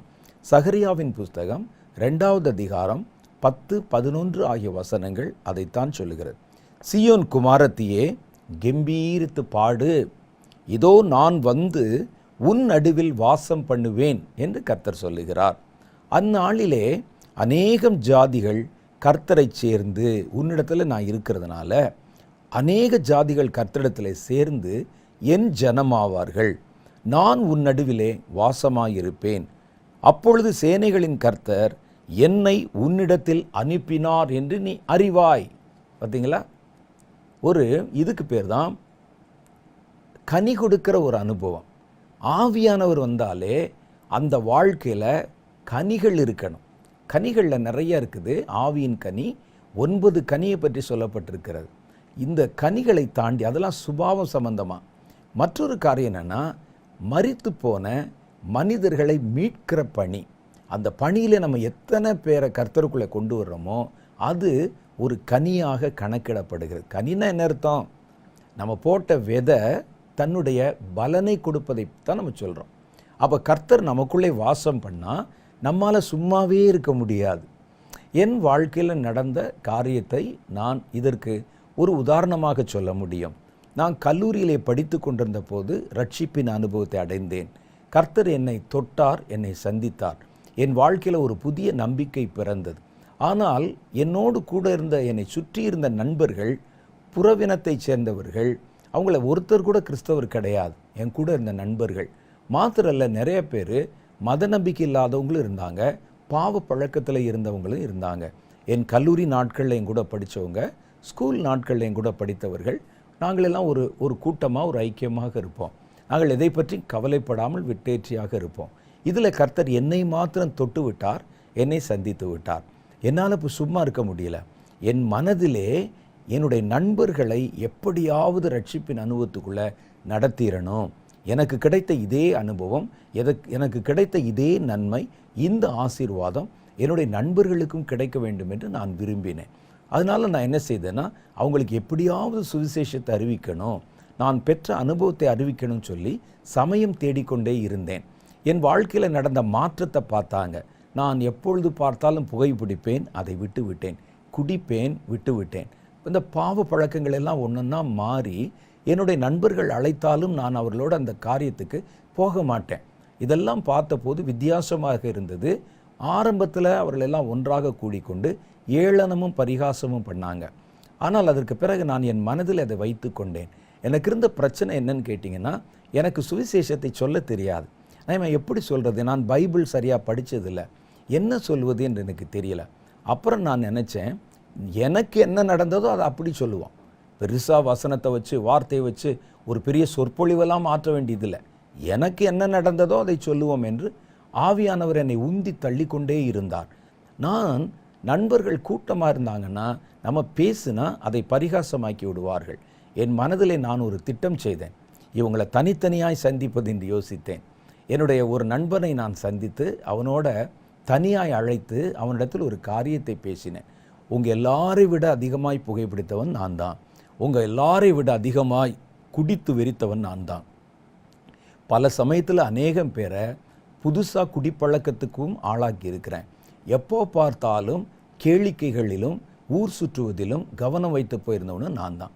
இப்போ என் வாழ்க்கையில் இப்படி ஒரு மாற்றம் வந்திருக்கே, யாராவது இது ஏன் வந்ததுன்னு சொல்லி ஒரு கேள்வி கேட்டிங்களா அப்படின்னு நான் கேட்டேன். ஏன் இப்போ திடீர்னு உனக்கு என்னப்பாச்சு, என்ன நடந்துச்சுன்னு சொல்லி யாராவது கேட்டிங்களா அப்படின்னு கேட்டேன். அப்பொழுது அந்த நண்பன் சொன்னான், சரி சொல்லு, இப்போ கேட்குறேன், என்ன நடந்துச்சு அப்படின்னு கேட்டான். அப்பொழுது நான் என்னுடைய சாட்சியை சொன்னேன். கர்த்தரனை சந்தித்தது, கர்த்தரை நான் அடைந்து கொண்ட போது அடைந்த அளவில்லாத மகிழ்ச்சி இதை சொன்னேன். உடனே அவன் என்னிடத்தில் கேட்டான், அது அப்படி இருக்குமானா நானும் உங்கூட சேர்ந்து ஜெபம் பண்ணலாமான்னு கேட்டான். இது நான் அபிஷேகம் பண்ணப்பட்டதிலிருந்து ஒரு வார காலத்துக்குள் நடந்த ஒரு சம்பவம். உடனே நான் என்ன செய்தேன், நான் படித்த பள்ளி அங்கிருந்த ராமநாதபுரத்தில் இருந்த ஒரு ஸ்கூல் மைதானத்திற்கு அந்த நண்பனை அழைத்து கொண்டு போய், எனக்கு ஜெபம் பண்ண தெரியாது, முழங்கால் படிக்கிட்டு அவனோடு கூட கர்த்தரை நோக்கி நாங்கள் காத்திருந்தோம். நீங்கள் நம்புவீங்களா இல்லைன்னு தெரியல. நாங்கள் ஜெபம் பண்ண ஆரம்பித்த போது என் நண்பனிடத்தில் நான் சொன்னேன், எனக்கு ஜெபம் பண்ண தெரியாது, நம்ம 2 பேரும் சேர்ந்து முழங்கால் படியிடுவோம், நீ இயேசுவை மாத்திரம் நினச்சிக்கிட்டே இரு, நானும் இயேசுவை நினச்சிக்கிட்டே இருக்கிறேன், உன் பாவத்தை எல்லாம் நீ அறிக்கை செய்யி, நான் செஞ்சதெல்லாம் தப்பு அப்படின்னு சொல்லு, நீ இயேசுவை கண்டிப்பாக ருசி பார்க்கலாம் அப்படின்னு சொன்னேன். நான் எப்போ ஜெபம் முடிந்ததோ நான் ஒரு செருமல் அப்படின்னு சொல்லுவேன். அப்படின்னா முடிஞ்சது, ஆமேன் அப்படின்னு சொல்லிட்டு நம்ம வீட்டுக்கு போயிடலாம் அப்படின்னு நாங்கள் உட்கார்ந்துருந்தோம். கொஞ்ச நேரம் அப்படியே நானும் அமைதியாக இருந்தேன். அவன் எனக்கு முன்பாக முழங்கால் படிக்கிட்டு இருந்தான். அப்படியே கண்ணை மூடி ஏதோ சொல்லி கொண்டிருந்தான், தன்னுடைய பாவத்தை அறிக்கை செய்தான். திடீரென்று பரிசுத்த ஆவியானவர் அவன் மேலே பலமாக இறங்கி விட்டார். அவனை பிடிக்க முடியல என்னால். நானும் அவரும் தான் ஜெபம் பண்ணி கொண்டிருக்கிறோம். அந்த மைதானத்தில் சுற்றி கொண்டு வருகிறான். எனக்கு என்ன செய்வதுன்னு தெரியலை, இதை எப்படி ஹேண்டில் பண்ணணும், இதுக்கு என்ன செய்யணும் எனக்கு ஒன்றும் புரியலை. நான் இயேசுவேன்னு சொல்லிகிட்டு இருக்கிறேன். கொஞ்ச நேரத்தில் சிரிக்கிறான், அந்த நேரத்தில் வந்து மைதானத்தை கிரவுண்டு அடிக்கிறான். அதெல்லாம் பண்ணி கடைசியில் அதுக்கப்புறம் அவரை வந்து அழைத்து விசாரித்த போது என் மனம் ரொம்ப சந்தோஷமாயிருச்சு. ஒரு வாரத்துக்குள்ளே நாங்கள் 2 பேராக மாறிட்டோம். இப்போ நாங்கள் 2 பேரும் சேர்ந்து மற்றவர்களை சந்திக்க துவங்கினோம். சில நாட்களுக்குள்ளே நாங்கள் 22 பேர் கொண்ட ஒரு குழுவாக மாறிவிட்டோம். என் மனதில் எப்பொழுதும் இவர்களுக்கு சொல்லணும் தோணும். பரிசுத்த ஆவியானவர் உங்களுக்குள் இருந்து ரட்சிப்பை குறித்தும் சுவிசேஷத்தை குறித்தும் ஒரு பாரத்தை தரவிட்டால், மற்றவர்களை குறித்து, அழிந்து போகிறவர்களை குறித்து, நீங்கள் உலகத்தை குறித்து தேசத்தை குறித்தெல்லாம் கவலைப்படுறது அப்புறம் இருக்கட்டும், உங்களுக்கு பக்கத்தில் இருக்கவங்க இருக்காங்கல்ல, உங்கள் குடும்பத்தார் ரட்சிக்கப்படாதவங்க, பக்கத்து வீட்டில் இருக்கிறவங்க, நண்பர்கள், வீட்டில் வேலை செய்கிறவங்க, நீங்கள் இப்போ வேலை செய்கிற ஆஃபீஸில் வேலை செய்கிறவங்க, பஸ்ஸில் பார்த்து நண்பர் ஆகிறவர்கள், அவர்களுக்கு இந்த சுவிசேஷத்தை அறிவிக்க வேண்டும் என்கிற பாரத்தை கொடுத்தா அதுதான் பரிசுத்த ஆவியானவர். பரிசுத்த ஆவியானவர் ஒருவனுக்குள் வாசம் பண்ணினால் அவர் கர்த்தருடைய பாரத்தை நமக்குள்ளே கடத்துவார். அதுதான் முக்கியம். அவருடைய இருதயத்துக்குள்ளே இருக்கிறது சுவிசேஷ பாரம். இழந்ததை தேடவும் ரட்சிக்கவுமே மனுஷகுமாரன் வந்திருக்கிறார். அப்போ அவர் உள்ளே வந்துட்டா என்ன செய்வார்னா அந்த பாரத்தை கொடுப்பார். என்னுடைய நண்பர்களிலே பல பேர் இன்னும் ஊழியம் செய்கிறாங்க, கர்த்தருடைய வார்த்தைகளை சுவிசேஷத்தை அறிவிக்கிறாங்க, இன்னும் பல இடங்களில் தங்களால் முடிந்த அளவு எல்லா ஊழியங்களை நிறைவேற்றுகிறார்கள். கர்த்தர் ஒரு மனுஷனை சும்மா இருக்க விட மாட்டார். பரிசுத்தாவின் அபிஷேகத்தை பெற்றா கர்த்தர் நமக்குள்ளே வாசம் பண்ணால் அநேக ஜனங்களை அவர் தன்னிடத்தில் ஈர்த்து கொள்ளுவார். இது ஒரு மனிதனுக்குள்ளே வாசம் பண்ணுவது. அது மாத்திரம் இல்லை, உண்மையிலே கர்த்தர் உங்கள் சபையிலே வாசம் பண்ணினால் அந்த சபையிலே இந்த வசனத்தின் அடிப்படையில் பாருங்கள், கண்டிப்பாக சபையில் கர்த்தர் ஜனங்களை கொண்டு வந்து சேர்ப்பார், ரட்சிக்கப்படுகிற ஜனங்களை கொண்டு வந்து சேர்ப்பார். என்னுடைய ஊழியமெல்லாம் அப்படித்தான். நான் செய்த ஊழியம் துவக்க காலத்தில் 1980, 81 ஆகிய வருடங்களிலெல்லாம் எங்களை நடத்துவதற்கெல்லாம் யாரும் இல்லை, நல்ல சபைகள் இல்லை, எனக்கு வசனமும் தெரியாது, புதுசாக உள்ளே வந்திருந்தேன். ஆனால் கர்த்தர் கொஞ்சம் கொஞ்சமாக அநேக ஜனங்களை எங்களிடத்திலே கொண்டு வந்து எங்கள் மூலமாக அவர்களை சந்தித்து அபிஷேகம் பண்ணி ரட்சிப்புக்குள்ளே நடத்தி என் ஊழியம் முழுக்க முழுக்க இப்படித்தான் துவக்க காலத்திலே கட்டப்பட்டது. அப்போ அந்த சுவிசேஷ பாரம் நமக்குள்ளே வரணும். இப்போ நான் சொன்னேன், கர்த்தர் நமக்கு நடுவிலே வாசம் பண்ணுகிறார், நமக்குள்ளே வாசம் பண்ணுகிறார். உள்ளே வாசம் பண்ணுகிறது என்பது பெர்சனலாக நம்ம கூட இருக்கிறதை பற்றி சொல்லுகிறது.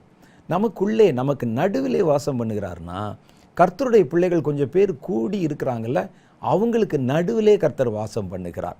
அது ஒரு குடும்பமாக இருக்கலாம், அது ஒரு சபையாக இருக்கலாம், ஒரு குழுமம்.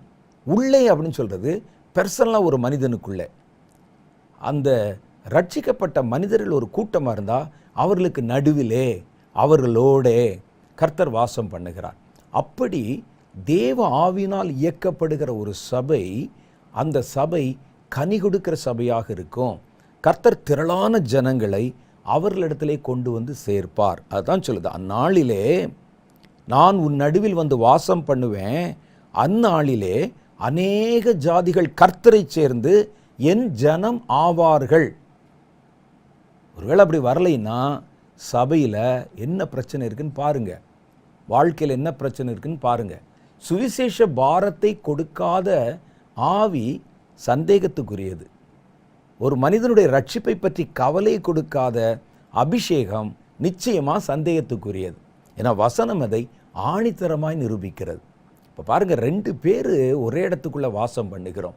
பரிசுத்த ஆவியானவர், என்னுடைய சொந்த ஸ்பிரிட், என்னுடைய ஆவி, 2 பேரும் இந்த ஒரே சரீரத்துக்குள்ளே வாசம் பண்ணுறோம். நீங்கள் பாருங்களேன், ஒரு வீட்டில் நீங்கள் 2 பேர் வாசம் பண்ணுறீங்க, 2 நண்பர்கள், ரூம்மேட் இருக்கிறார். ஒருவன் அழுது கொண்டிருக்கும் போது ஒருவன் சிரிக்க முடியாது, ஒருவன் சிரிக்கும்போது ஒருவன் அழ முடியாது. 2 பேரும் ஈக்குவலாக ஒருவனுடைய பாரம் மற்றொருவனை பாதிக்கும். கண்டிப்பாக பாதிக்காவிட்டால் உங்களுடைய நட்பில் களங்கம் இருக்கிறது என்று அர்த்தம். அவன் சாப்பிடாமல் படுத்திருக்கும் போது எப்படி உங்களுக்கு சாப்பிட முடியும்? அப்போ ஒரே இடத்துல இருக்கிறவங்க அந்த பாரம் நம்மை அறியாமலே நமக்குள்ளே கடத்தப்பட்டு விடும். பரிசுத்த ஆவியானவர் நமக்குள்ளே இருக்கும்போது அவருடைய மனநிலை, அவருடைய பாரம் என்னவோ அது நமக்குள்ளே கடத்தப்படணும். அதுதான் அவர் சொல்கிறாரு, நான் உங்கள் நடுவிலே வாசம் பண்ணினால் சீயோன் குமாரத்தியே கெம்பீரித்து பாடு, இதோ நான் உன் நடுவில் வந்து வாசம் பண்ணேன். சகரியா 2வது அதிகாரம் 10, 11 ஆகிய வசனம். வந்து உன் நடுவில் வாசம் பண்ணுகிறேன், அப்பொழுது அநேகம் ஜாதிகள் கர்த்தரை சேர்ந்து என் ஜனமாவார்கள். நான் உன் நடுவில் வாசமாயிருப்பேன், அப்பொழுது சேனைகளின் கர்த்தர் என்னை உன்னிடத்தில் அனுப்பினார் என்று அறிவாய். அப்படின்னா என்ன அர்த்தம்? இது அடையாளம். என்னை உங்ககிட்ட அனுப்புனாருங்கிறதுக்கு என்ன அடையாளம்னா, நான் உன்னிடத்தில் வாசமாக இருப்பேன், அப்பொழுது சேனைகளின் கர்த்தர் திரளான ஜாதிகளை, ஜனங்களை கர்த்தருடைய ஜனமாய் மாற்றுவார் அப்படின்னு சொல்லு. மூணாவது காரியம் என்னன்னு கேட்டால், பரிசுத்த ஆவியானவர் நமக்குள் வாசம் பண்ணும்போது நாம் அவரை அறிந்து கொள்ளுகிறோம். அவர் நமக்கு பல காரியங்களை கற்றுக் கொடுக்கிறார். அவரை நம்ம அறிகிறோம். அவரை உலகம் அறியாதிருக்கிறதுனால தான் பெற்றுக்கொள்ளாமல் இருக்கிறது.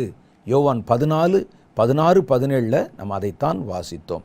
சத்திய ஆவியானவர் வரும்பொழுது அவர் நம்மை சகல சத்தியத்துக்குள்ளும் வழி நடத்துகிறார்.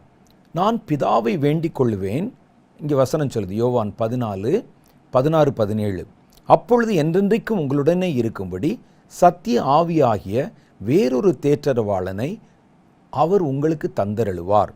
உலகம் அந்த சத்திய ஆவியானவரை காணாமலும் அறியாமலும் இருக்கும்.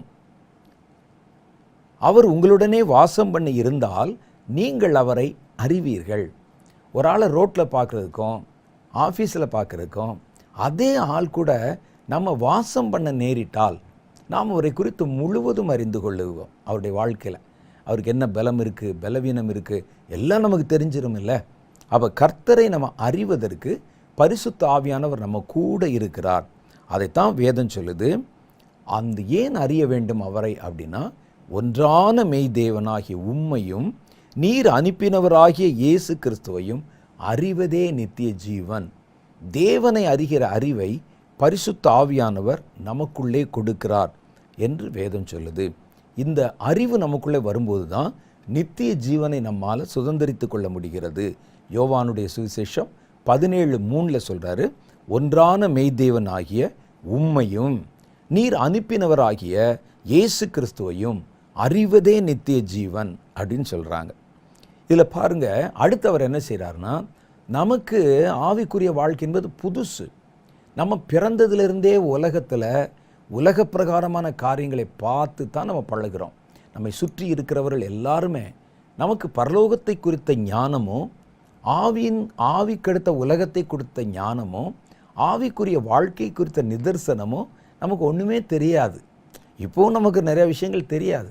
ஆனால் இவைகள் எல்லாவற்றையும் மனிதனுக்கு கற்பிப்பதற்கு தான் பரிசுத்த ஆவியானவர் கூட இருக்கிறார். அவர் உன்னதத்துக்கு ஏறினவர், உன்னதத்திலே வாசம் செய்தவர், அவர் பிதாவோடு கூட இருந்தவர், பரலோகத்துக்குள்ளே உலாவினவர். அவருக்கு ஆவிக்குரிய உலகம், ஆவிக்குரிய மண்டலம், தேவன், அங்கே இருக்கக்கூடிய பரலோகம் எல்லாத்த பற்றி நல்லா தெரியும்.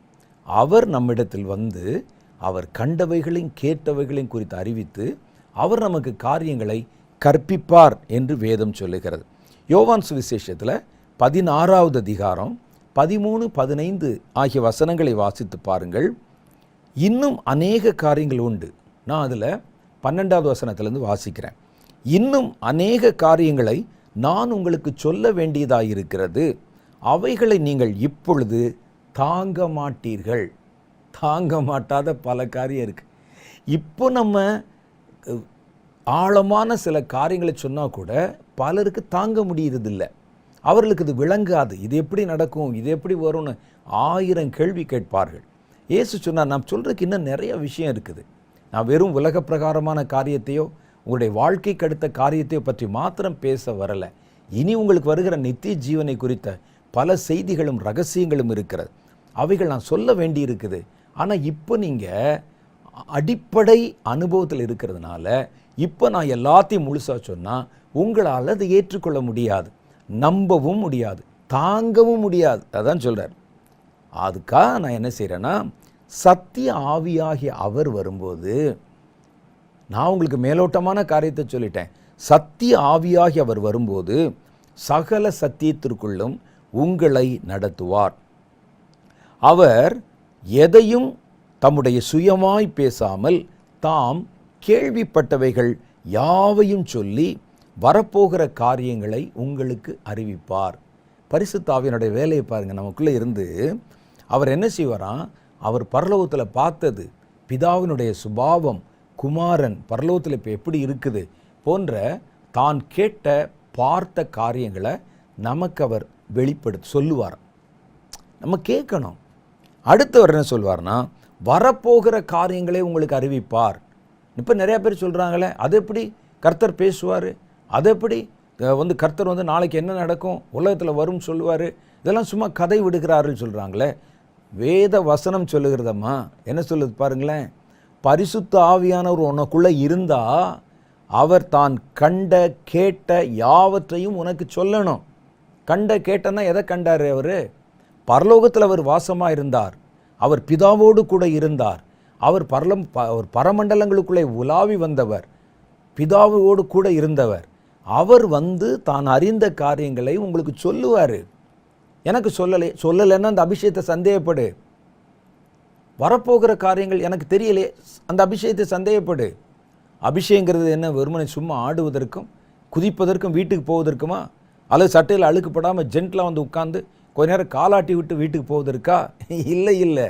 வேதம் சொல்லுகிறது, ஒரு காரியம் வருவதற்கு முன்னால் கர்த்தர் சொல்ல மாட்டாரா?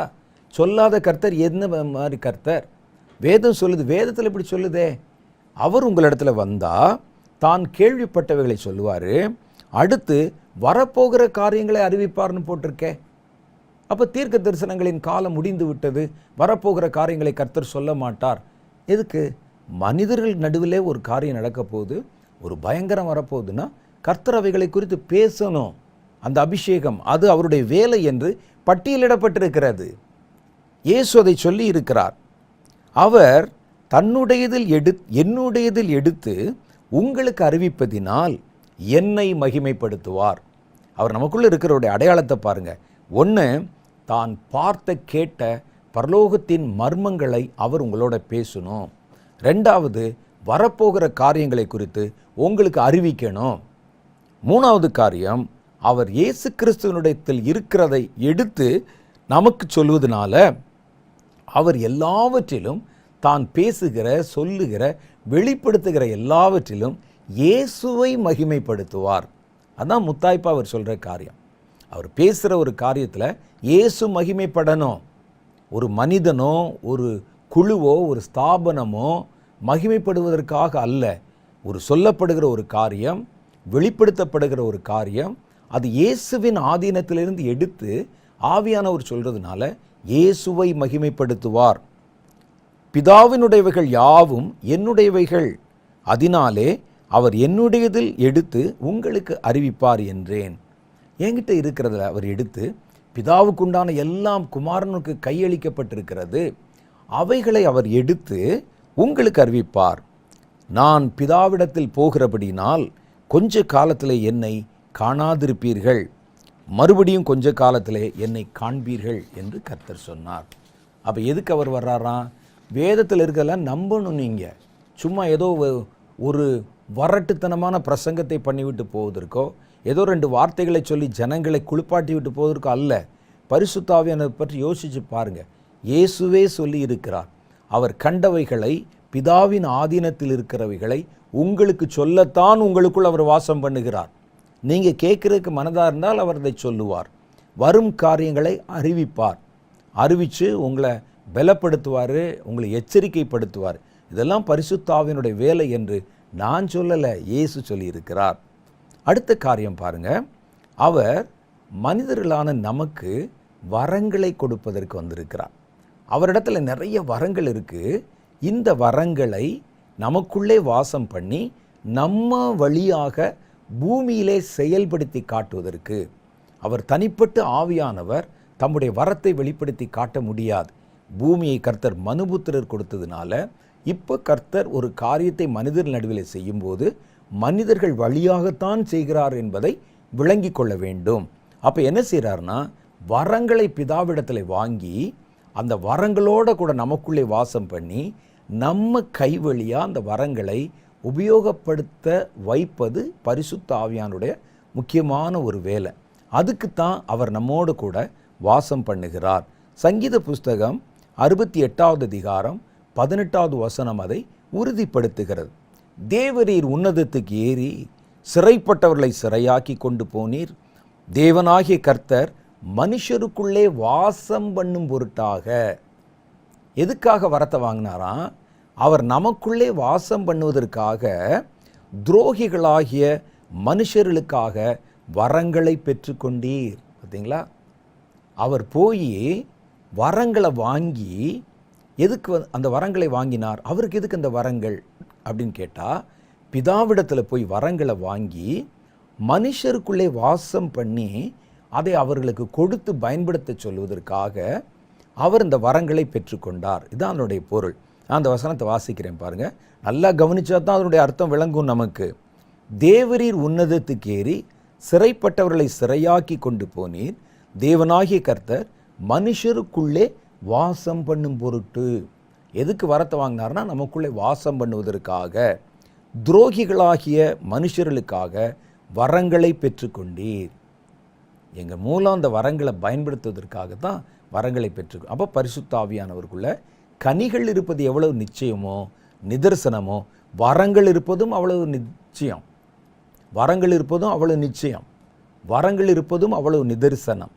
அப்போ இதை விட்டுவிட்டு அதை மையப்படுத்தக்கூடாது, அதை விட்டுவிட்டு இதை மையப்படுத்தக்கூடாது. ரெண்டையுமே சமமாக பாவிக்க வேண்டும் என்று கர்த்தர் எதிர்பார்க்கிறார். அடுத்து பாருங்க, கர்த்தர் நமக்குள்ளே வாசம் பண்ணும்போது அவர் என்ன செய்கிறாராம்? நம்முடைய தேவைகள் முழுவதையும் சந்திக்கிறார்.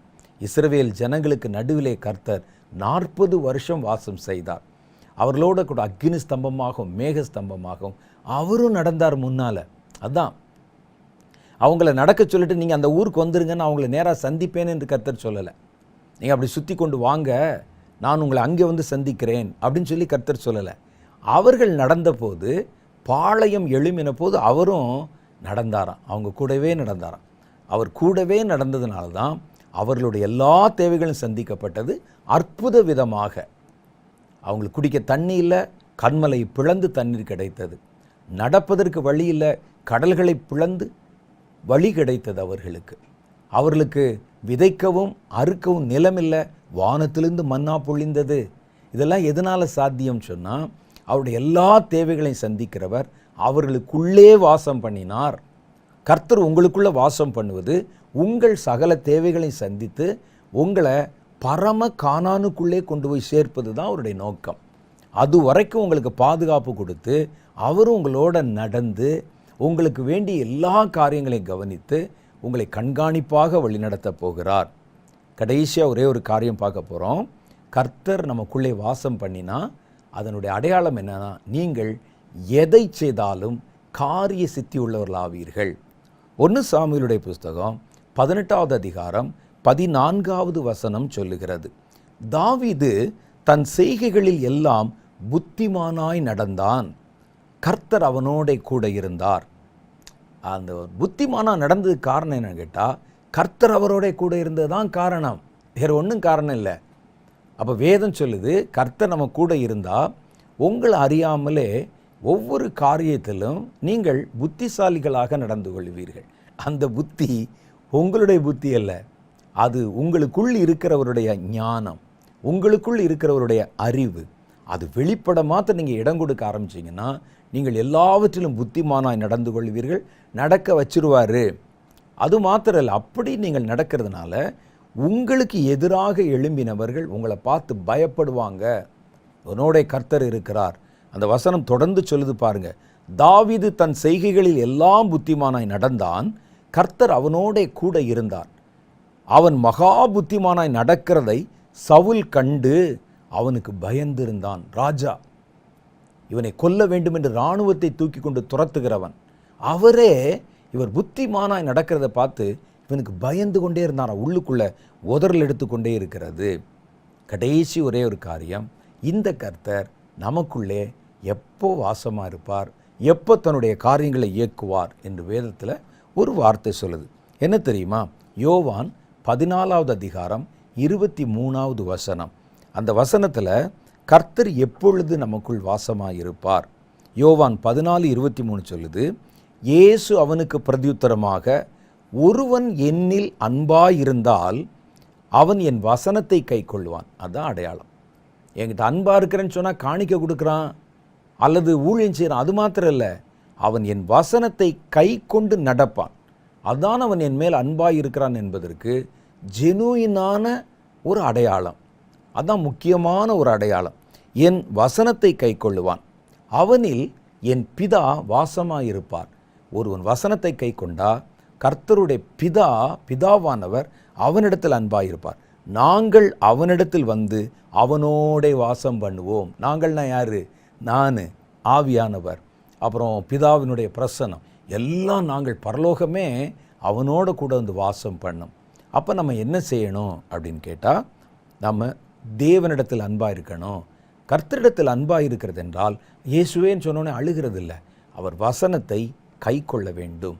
இதை நீங்கள் செஞ்சீங்கன்னா, நீங்கள் எதை வாசிக்கிறீங்களோ எதை தியானிக்கிறீங்களோ அதை வாழ்க்கையில் அபியாசப்படுத்த வேண்டும்.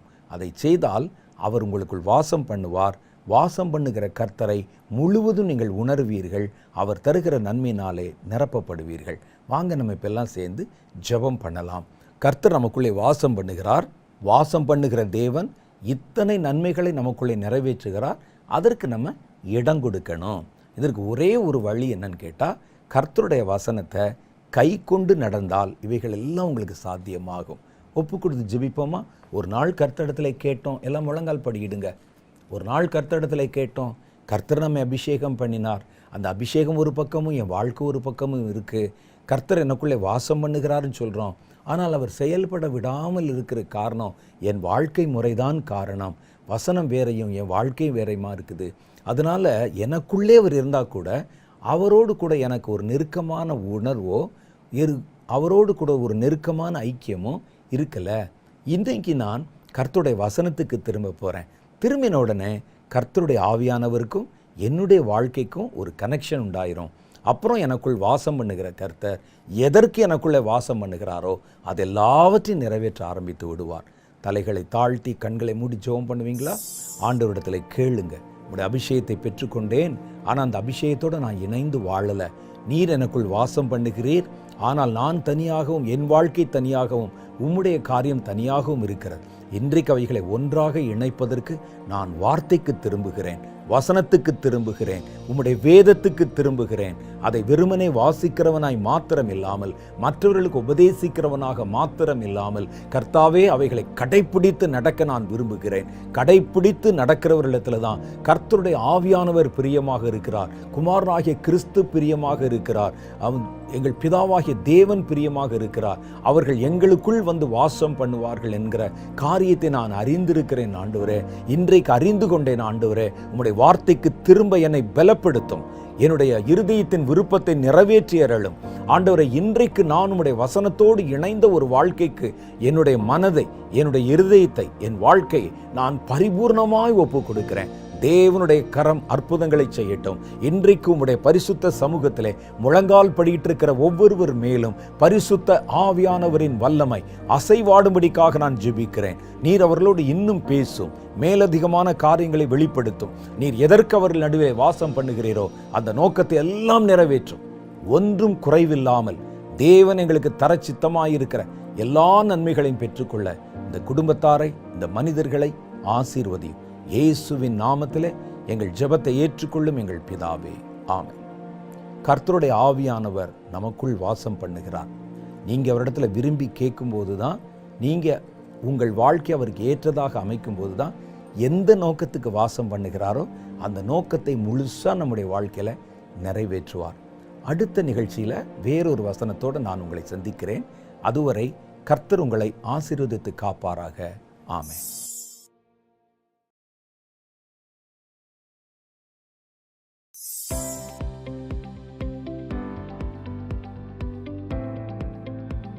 சகோதரர் வின்சென்ட் செலுப்மார் அவர்களுடைய செய்திகளை தொடர்ந்து கேட்கவும் பார்க்கவும் சகோதரர் வின்சென்ட் செலுப்மார் அவர்களின் யூடியூப் சேனலை சப்ஸ்கிரைப் செய்து கொண்டு பெல் ஐகானை கிளிக் செய்து கொள்ளுங்கள்.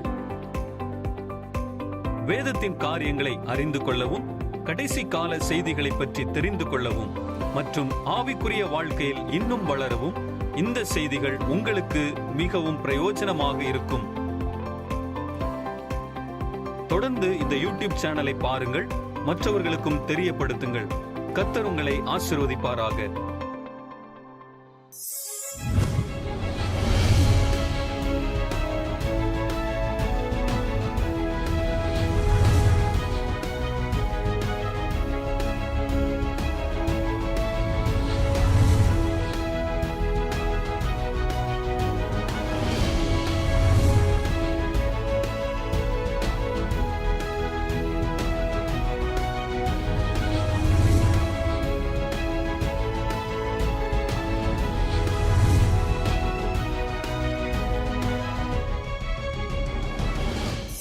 இயேசுவின் துணி ஊழியத்தின் மூலமாக உங்களுக்காகவே சகோதரர் வின்சென்ட் செலுப்மார் அவர்கள் எழுதிய ஆவிக்குரிய புத்தகங்கள் வெளிவந்துள்ளது.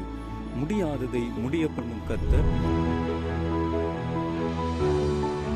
மற்றும் உங்கள் துக்கம் சந்தோஷமாக மாறும். இந்த புத்தகங்களை www.vincentselokmarbooks.com என்ற இணையதளத்தின் வழியாகவும் அமேசான் மற்றும் ஃப்ளிப்கார்ட் வழியாகவும் நீங்கள் பெற்றுக்கொள்ளலாம். மேலும் விவரங்களுக்கு 9731722977 என்ற எண்ணை தொடர்பு கொள்ளலாம்.